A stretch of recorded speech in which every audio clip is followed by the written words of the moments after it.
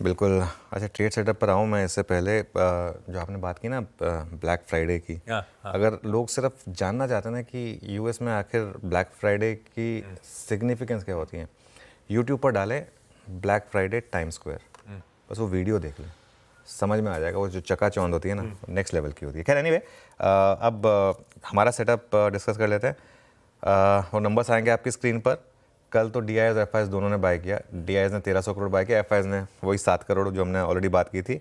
लेकिन बार्स में तो आपको थर्ड स्ट्रेट डे दिखाई देगा ग्रीन, वो बार्स आ जाएंगे आपकी स्क्रीन पर। एक दिन एमएससीआई का फैक्टर था, उसके बाद परसों वाला जो फैक्टर था वो पूरा का पूरा नॉर्मल बाइंग थी।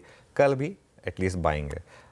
अच्छा, सेटअप में ना मैं एक चीज़ और जोड़ता हूँ। ये डी आई एस के नंबर्स आ गए आपके। एक बार H D F C bank का चार्ट दिखा दीजिए कल का। ये मैं थोड़ा ऐड करना भूल गया था अपनी मॉर्निंग ओपनिंग कमेंट्री में।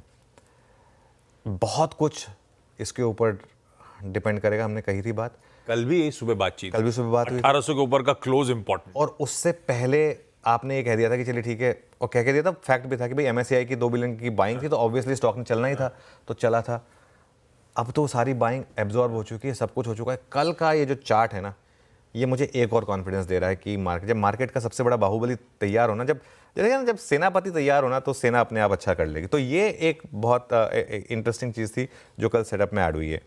खैर एनीवे, अब वो लॉन्ग शॉट पर आ जाइए। जो पोजीशनिंग है मार्केट की, एक्सपायरी वाले दिन मार्केट की पोजीशनिंग क्या है? क्लाइंट्स लॉन्ग है, एफ आई एस शॉर्ट है। ये नेट मामला 3.79 क्लाइंट लॉन्ग है, 2.03 लाख शॉर्ट है, वो तो नेट लॉन्ग है, और एफ आई एस के सामने नेट शॉर्ट है।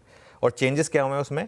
क्लाइंट्स ने कल दोनों कवर किए हैं, लॉन्ग भी और शॉर्ट भी। वो आई थिंक एक रोल ओवर का एक इम्पैक्ट है, एक्सपायरी का एक इम्पैक्ट है। एफ आई एस ने दोनों ऐड किए हैं, शॉर्ट भी ऐड किए हैं, लॉन्ग भी ऐड किए हैं। लेकिन एफ आई एस ने किया क्या है? कल 120 करोड़ की इंडेक्स फ्यूचर में सेलिंग की है और 1600 करोड़ की स्टॉक फ्यूचर्स में बाइंग की है। लेकिन विद इन इंडेक्स फ्यूचर्स एक चीज़ जो इंटरेस्टिंग थी, बैंक निफ्टी में बाइंग है, निफ्टी में सेलिंग है। बैंक निफ्टी में 700 करोड़ की बाइंग है, निफ्टी में 900 करोड़ की सेलिंग है। वो टेबल आएगी आपकी स्क्रीन पर। बैंक निफ्टी में लगातार बाइंग रही है, बस परसों थोड़ी सेलिंग आ गई थी, कल वापस बैंक निफ्टी में 700 करोड़ की बाइंग आ गई। और अब देखिए आप वो एफ आई आई का लॉन्ग शॉर्ट का जो टेबल है, पहले वो पोजिशनिंग देखते हैं। 14,871 लॉन्ग ऐड हुए, 27,730 शॉर्ट ऐड हुए। और अगर वो लॉन्ग शॉर्ट देखेंगे आप तो वो एज इट इज़ है, ऑलमोस्ट परसेंटेज वाइज सेम है, कोई चेंज नहीं होगा, उसी परसेंटेज में पोजीशन ऐड हुई है। अब वो टेबल आएगी 34.89 ही रहा, क्योंकि वो पोजीशनिंग उस हिसाब से रही। 1,23,000 की जगह अब हम 1,36,000 शॉर्ट पर हैं बेसिकली। तो अभी भी मार्केट में हम एक्सपायरी वाले दिन मार्केट में शॉर्ट पोजीशंस पर हैं। मैं बार बार कह रहा हूँ, बहुत कुछ इसके ऊपर डिपेंड करेगा कि कल सुबह जब हम ये आंकड़े देखेंगे, इनमें से कितने शॉर्ट रोल ओवर हुए। ये एक बहुत बड़ा आंकड़ा होगा देखने के लिए। कल इंडिया विक्स भी नीचे आया आशीष, ये एक बहुत बड़ा पॉजिटिव है। इंडिया विक्स का नीचे आना हमारे कंफर्ट जोन के अब नीचे आ गया, ऑलमोस्ट 15 के नीचे आ गया है ना, 14.62 पर आ गया। पुट कॉल रेशियो अभी भी ओवरबॉट नहीं है, 1.12 पर है। बैन में अभी भी कोई स्टॉक नहीं है। तो सेटअप जो है मार्केट के लिए पॉजिटिव है।